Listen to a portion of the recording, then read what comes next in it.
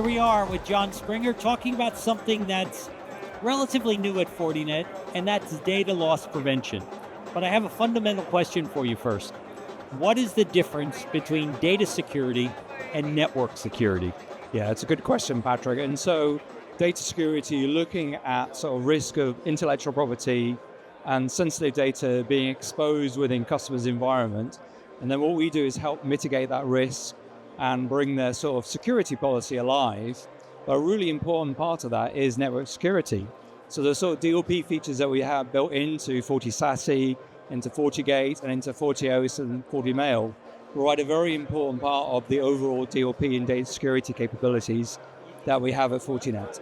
Now, you mentioned a number of other products where there can be a DLP capability, but what are the key components, the core components of data loss prevention? Yeah, that's a good question. So when customers look at data security programs, there are a couple of key aspects to that. So one is getting visibility and understanding how information is flowing within their organization. So where is it originating from and where is it egressing to and where is it being exposed to?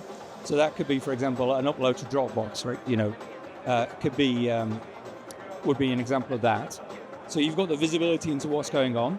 And then the second thing you're looking at is how do you mitigate that risk, right? How do you put policies in place that can guide employees to make the right risk-informed decisions as they're interacting with and moving around sensitive data and intellectual property?